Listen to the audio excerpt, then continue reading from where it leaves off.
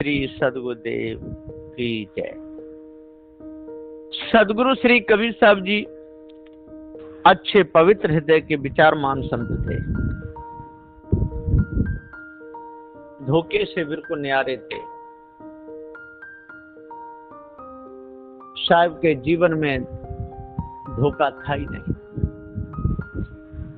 जो धोखे में फंस गया उसका तो जीवन बिगड़ गया, और जो धोखे से बच गया उसका तो जीवन बन गया। जो धोखे में फंस जाता है उसका जीवन बिगड़ जाता है, और जो धोखे से निकल जाता है उसका जीवन बन जाता है। तो बनाना और बिगाड़ना ये अपने हाथ की बात है। बीजक पढ़ाया जाता है गुरमुख निर्णय सार, जो कोई जाकर पढ़े रहे न कोई भार। बीजक पढ़ाया जाता है गुरमुख निर्णय सार।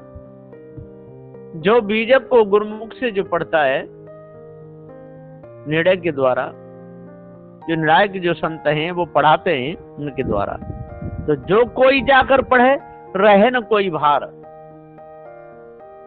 जो सदग्रंथ बीजक को गुरमुख से पढ़ लेगा तो उसके सिर पे भार नहीं रहेगा।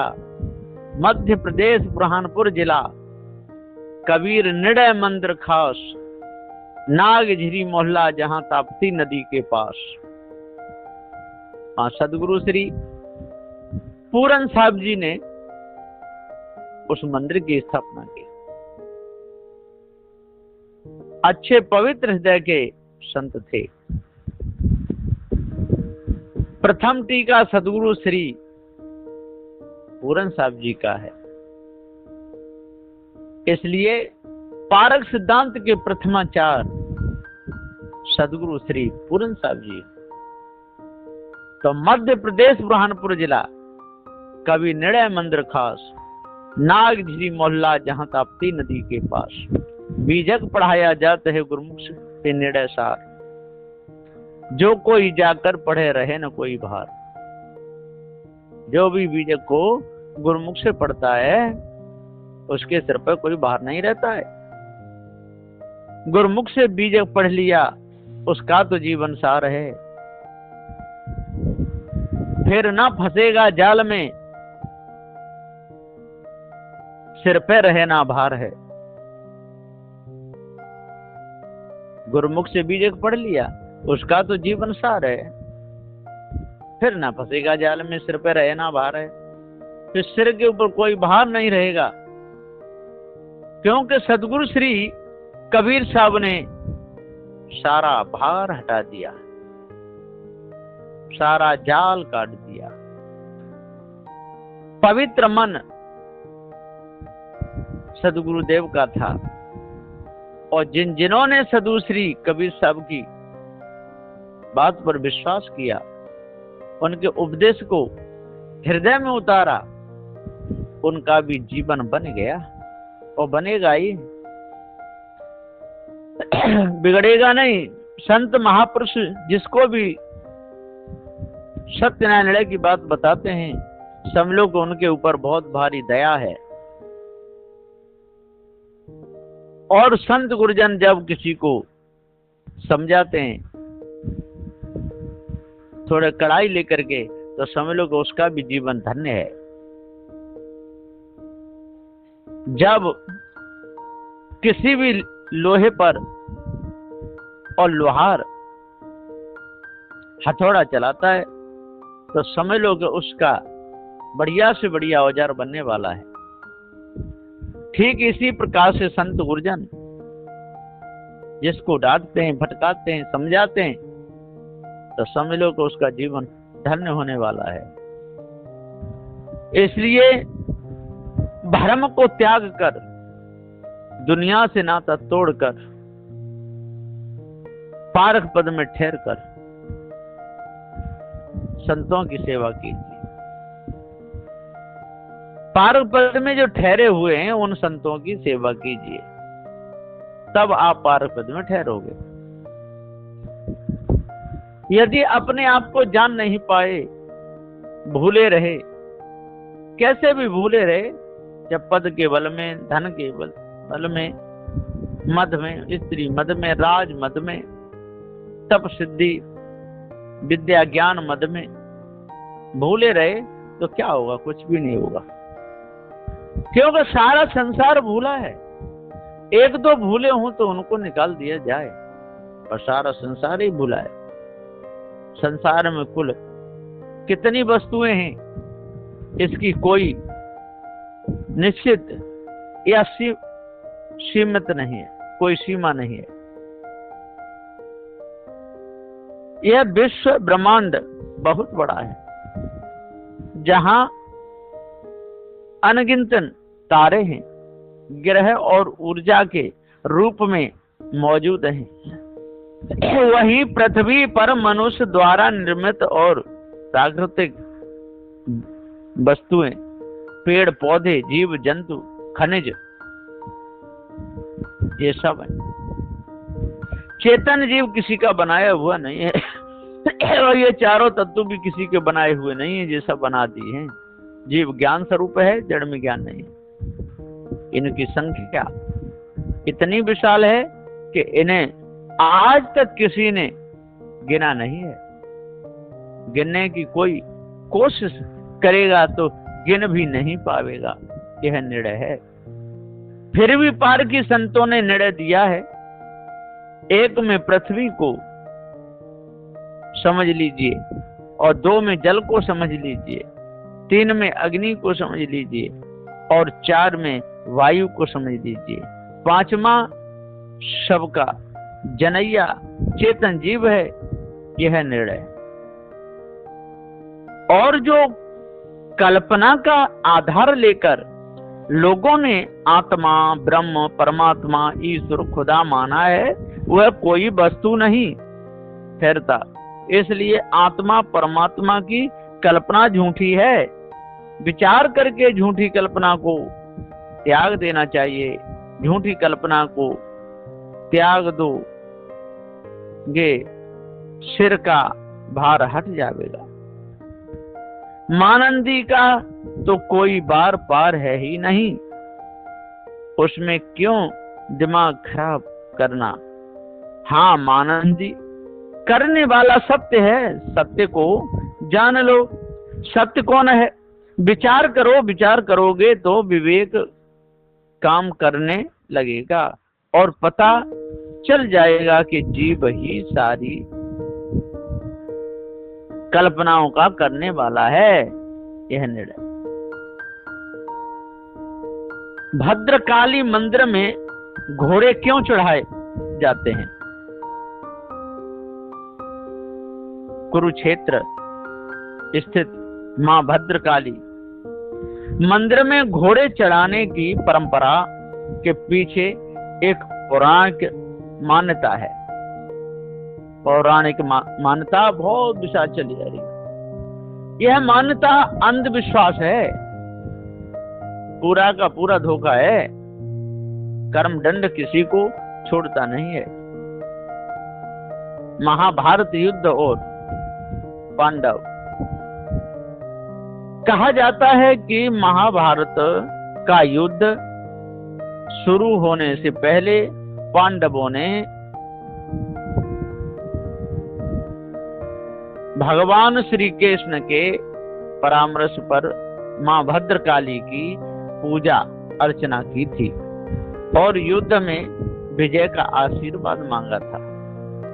विजय की प्रतिज्ञा जब पांडव युद्ध जीतकर वापस लौटे तो उन्होंने अपनी कृतज्ञता व्यक्त करने के लिए माता रानी को अपने घोड़े अर्पित कर दिए थे। परंपरा का निर्वहन उसी समय से यह परंपरा चली आ रही है कि भक्त अपनी मनोकामना पूरी होने या माता का आशीर्वाद पाने के लिए मंदिर में सोने, चांदी या मिट्टी से बने घोड़े चढ़ाते हैं। ये सारी परंपरा झूठी है। कोई काम की नहीं। जब तक पारक ज्ञान नहीं होगा तब तक इस अंधविश्वास से कोई छूट नहीं सकता। अंधविश्वास से बचने का ग्रंथ है तो बीजक है। बीजक को गुरुमुख से जिसने पढ़ लिया फिर वह कभी किसी भी मानंदी में नहीं पड़ेगा। मानंदी सारी दूर हो जाएगी। निर्णय से न किसी का श्राप लगता है न किसी का आशीर्वाद लगता है। बलि चढ़ाने की जो प्रथा है यह झूठी है, ऐसा जानिए। यह मानंदी बिल्कुल आसार है। जो इस झूठी मानंदी से बच गया तो समझ लो कि उसका बाल बांका होने वाला नहीं है, और जो झूठी मानंदी में फंस गया उसका जीवन खराब हो जाता है। इसलिए झूठी मानंदी को जड़ मूल से त्यागना चाहिए। झूठी मानंदी जब अंदर से निकल जाएगी, भ्रम दूर हो जाएगा, भूल जब मिट जाएगी तो जीव के ऊपर कोई भार नहीं रहेगा। और यदि ये मानंदी दूर नहीं हुई तो जीव के ऊपर तो कई कालमाल आती हैं लोगों ने संसार में।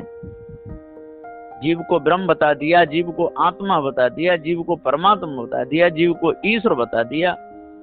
जब जीव ही परमात्मा ईश्वर आत्मा है तो फिर जीव की पूजा होनी चाहिए ना सारे संसार में। ये पत्थरों की पूजा क्यों होती है? ये पहाड़ पर्वतों की पूजा क्यों हो रही है? ये सारी झूठी हुई कि नहीं? इसको हटाना चाहिए। निर्णय करके सबको विचार करना चाहिए। जब जीव ही सत्य है तो इसके ऊपर परमात्मा की कल्पना क्या जरूरत है? जब जीव ही सत्य है तो गंगा यमुना क्यों नहाने जाता है? सत्य तो चेतन जीव है, और यदि जो करेगा उसका दंड से भोगना पड़ेगा। अजर अखंड है।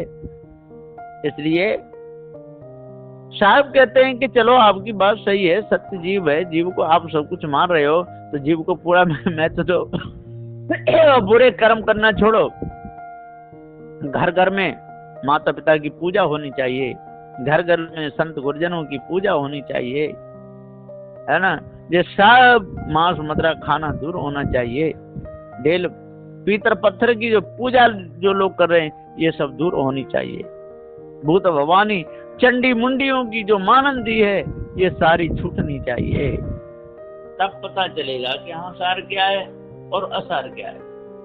यदि आप इस झूठी मानंदी में भूले रहे और इस ब्रह्मात्म परमात्मा को अपने ऊपर मानते रहे तो आपकी ये मानंदी किसी काम की नहीं। सारी झूठी मानंदी सबको तोड़ करके तब नाम दीजिए, और सब संत समाज में निर्णय करके और तब सिद्ध करके इस भ्रम को हटा दीजिए, और फिर जो भी नामकरण करना है कर दीजिए। लेकिन ये भ्रम हटाना पड़ेगा। ऐसा नहीं कि जीव की सत्ता से बादल छा जाए, जीव की सत्ता से वर्षा होने लगे, जीव की सत्ता से नदी में बाढ़ आ जाए, जीव की सत्ता से गांव के गांव बह जाए। ये सब धोखा है। गांव के गांव, शहर के शहर, पूरा विश्व कायम बह रहा है भ्रम भूल कल्पना में। और ये भ्रम भूल कल्पना का मनुष्य के हृदय से उठी, और कहां से उठेगी? है ना। जीव ज्ञान स्वरूप है, जड़ में ज्ञान है नहीं। तो शरीर संबंध से ये कल्पना कौन करेगा? भ्रम में कौन फंसेगा? ये जीव ही तो है, भ्रम को जन्म देने वाला, भूल को जन्म देने वाला, भूत भवानी चंडी मुंडी की कल्पना करने वाला, इस ब्रह्म आत्म परमात्म ये सारी कल्पना करने वाला खुदा अल्लाह ताला, ये सारी कल्पनाओं का करने वाला कौन? ये चेतन अविनाशी है। और जब तक इस चेतन अविनाशी को आप लोग अच्छे प्रकार से नहीं जानोगे तब तक आपको शांति नहीं मिलेगी। हाँ, शांति के नारे देते रहोगे, शांति की व्याख्या भी बहुत लंबी चौड़ी कर दोगे, लेकिन जब तक भूल नहीं मिटेगी, जब तक इस भूल रूपी नींद से नहीं जगोगे, भ्रम भूल कल्पना विषय वासना रूपी नींद से नहीं जगोगे।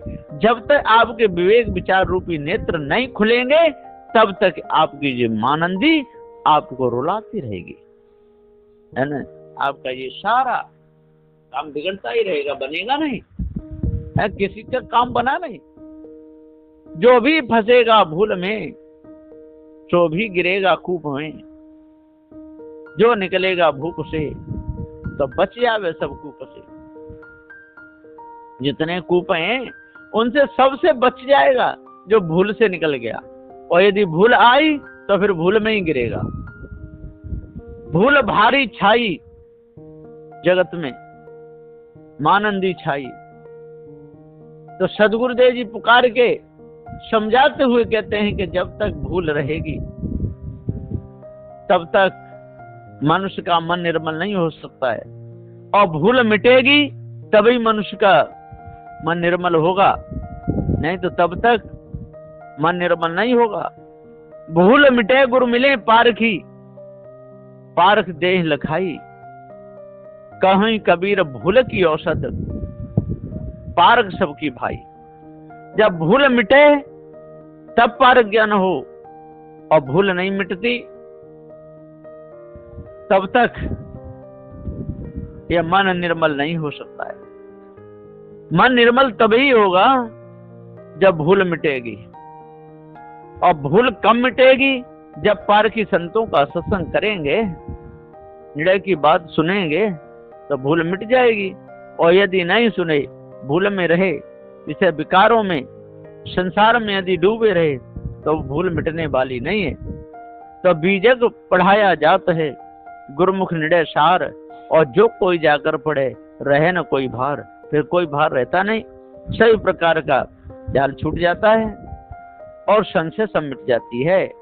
इसलिए अपने आप को जानना चाहिए, भ्रम को मिटाना चाहिए, भूलों को दूर करना चाहिए, तब पूर्ण शांति मिलेगी। नहीं तो मिथ्या धोखे में पूरा जीवन चला जाएगा। बोलिए श्री सद्गुरुदेव की जय।